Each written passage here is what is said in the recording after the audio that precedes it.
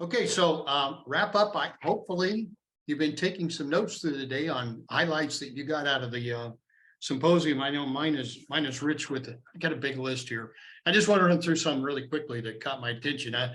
Petronius, Petronas, the deliberate steps to getting to that project of the future. Man, it's impressive. And Tripatra really being kudos to them for being the first EPC contractor to lean into production management. That life sciences, I keep hearing 10-year cycle time and 9 years in the queue. Oh man, it sounds like big opportunities. And tolerance is super critical if you're going to build modules or do pre-assembly. There's a lot of horror stories around that. Advanced work packaging, lean, PPM. We have a common enemy. And I think we can collaborate together to attack that enemy and make even greater advancement and improvement. Congratulations again to Iris. What an honor to get to know her and be able to give her that award. Hunter, I don't know about you, but I didn't understand.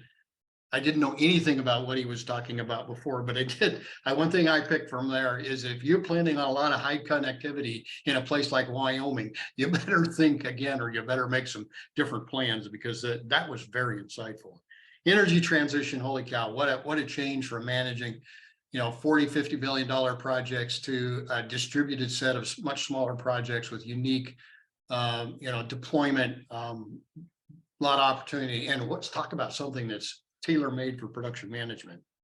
And supply chain issues, holy cow, I didn't know that the Ukraine war had caused a shortage of neon, which caused the chip shortage, which impacted everything, including your ability to buy a car.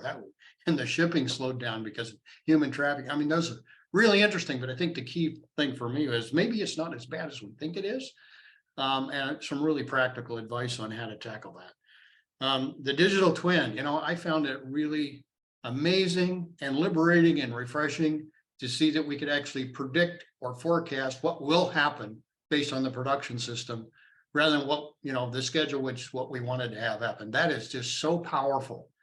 If you haven't tried that, man, I strongly encourage you to try it. And the project of the future, those aren't green bananas that we were talking about there.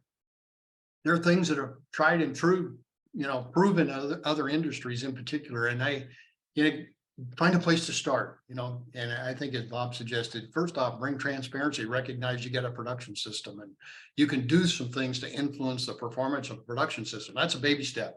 And then just start being very deliberate from there on out. And then so pleased to see our educational partners. Our education is, that whole effort is really taking off. So pleasing to see some undergrad students and graduate students there sharing what they've learned. I'm so jealous of them because they're starting their careers with a fundamental understanding of the science, and they're going to avoid a whole bunch of the pain that I experienced in the life of my career. So I just wanted to give a little advertisement. We've got some research going on with UC Berkeley. It was mentioned earlier around people that are involved in modularization or pre-assembly, and you'll be seeing a request to participate in that survey. I want to strongly encourage you to do that. One of the positive things about our education efforts is the they're taking off and exceeding our capabilities. So we need to increase our capacity. We're looking for people who want to be certified instructors. If you've got a passion for that and interest in it, drop me a note and we'll get you spooled up and in the queue and trained up to be able to do that. And then lastly, we've got a 2023 symposium is going to be a big one for us. That's our 10th annual symposium.